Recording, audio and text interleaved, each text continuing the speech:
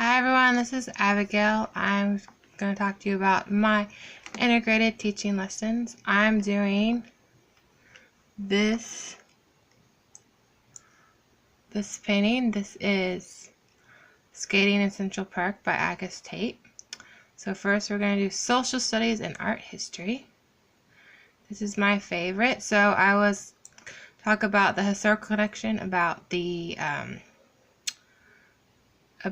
how they were in New York, and about the Depression, and how the people in New York, they hired Tate to paint a picture about people enjoying the park even when they didn't have a lot of money.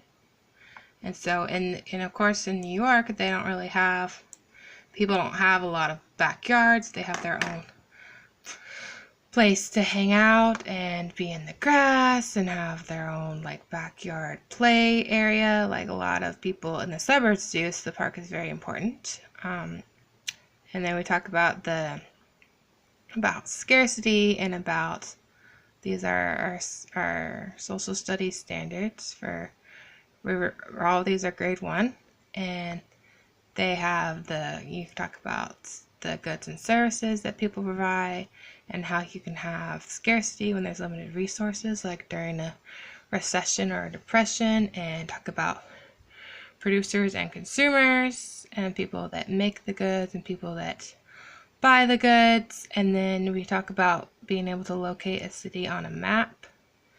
And so with that, so then my two objectives are they're gonna make a simple chart showing the structure of the economy, and then they'll be able to find New York City on a map and list some facts about it.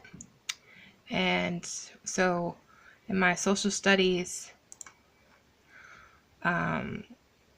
lesson, I point out all the buildings that you have in the background. Those are all the buildings in New York, and talk about how it's the most populous city in the United States. So there's a lot of people. And then you also talk about other different cool facts about New York City, about how that's where they first had pizza in America, and also about how they have over 20,000 movies have been set in New York, spanning over 100 years of different types of movies, all different types of movies. And so different facts about New York City. And then explain the relationship between producers and consumers and supply and demand, and then how you can get scarcity. And then these are my two assessments. So they construct an economic chart, the social supply and demand, people and businesses, etc., etc. And then you correctly identify New York City on a map, and then you write 5 interesting facts about it. So we'll have a whole bunch of different more facts about New York City, and then we'll have some books about New York City. They could find their own facts. And then here is my mini lesson, language arts. And we're going to ask 3 aesthetic questions about our painting. So we're doing, how does painting make you feel? What does this painting make you think about? So maybe you could think about your own time that you went ice skating. And then what are some words you describe this artwork? I don't know how it became that. Sorry. So some words that you use to describe the artwork. And then so we're going to write a narrative. So this is our English language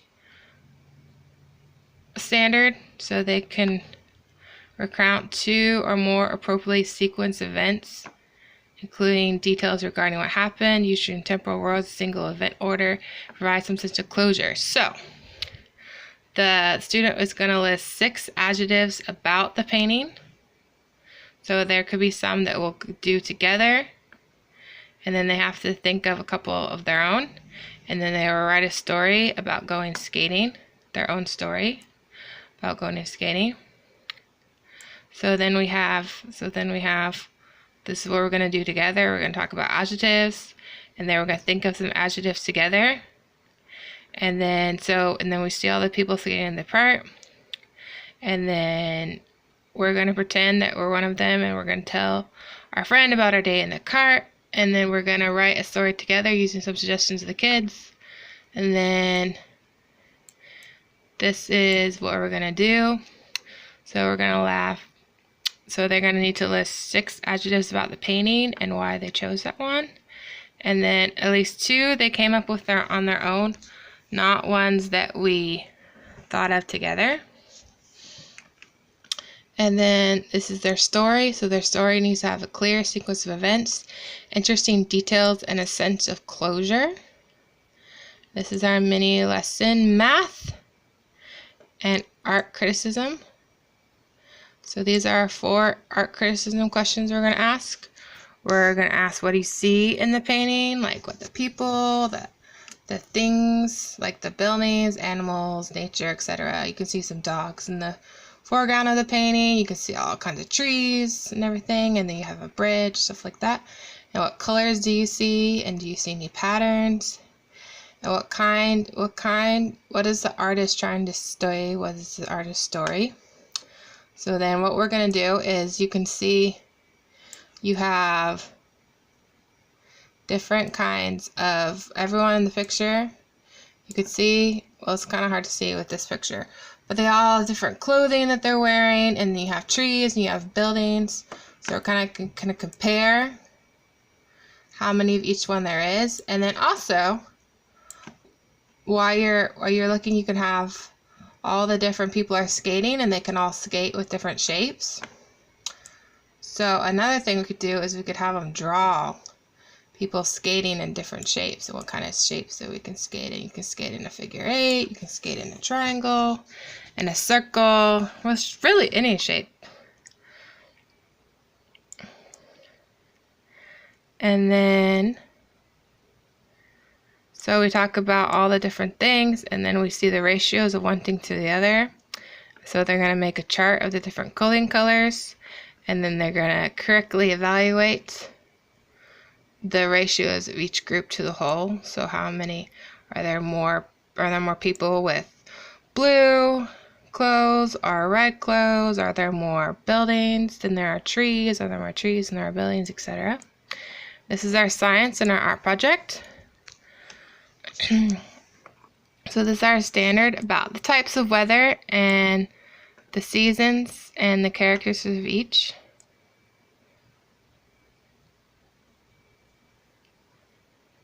And then this is our science objectives. They're going to have, this is our science standard, and this is our art project. So they're going to use paper, pencil, and crayons, and then so they're going to have their creative park with the seasons, with different types of weathers that you could have in that season. So of course you'll have the snow and cold in the winter, and you'll have the sun shining in the summer, and you'll show the leaves and other identical marks, maybe holiday decorations, what the people are wearing, the animals, etc. They're going to split the landscape into 4 sections, and they label each season. So we can see snow on the ground and bare trees in our painting, so we know that's set in the winter. And then I have different types of paintings where you can see, this one, you can see with all the flowers. This one's set in the spring. This one's set in the fall. You can see the different colors in the trees, and it's raining in here. You can see by the umbrella. You can show rain by people holding an umbrella, or with this one you can show rain by, you can show the rain coming down and making splashes, and you can show the wet pavement, and you can show these people here are swimming, and you have big leafy green trees. That shows us in the summer. And then this one, you can see this one has all the nice red flower petals when the tree is blooming, and you can see that it's curved one way, and it makes it, you can see the wind in the painting, and then you can see the snow coming down in this painting.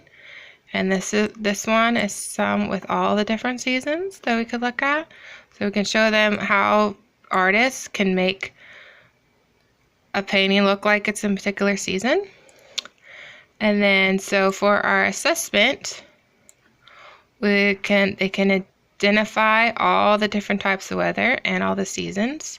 So they'll have a chart, and they'll be able to identify, okay, well, this is wind, and this is what wind does, and in the different seasons and characteristics of each season.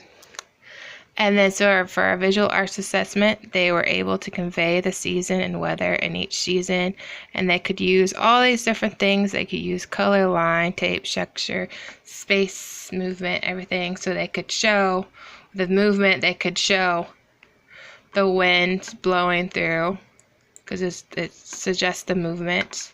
Or they might have someone swimming, it could just movement. So they have all those they can do. And I was thinking, after I looked at this again, that it might be better to have them do just one season if they're not as good artistically. So they could do different paintings. They could do different pictures for each season rather than break it up into 4. They could do smaller pictures. But yeah. And then I had them do the park, because we do have our park in our painting. So yeah, I hope y'all liked my my lessons. Y'all have a great day.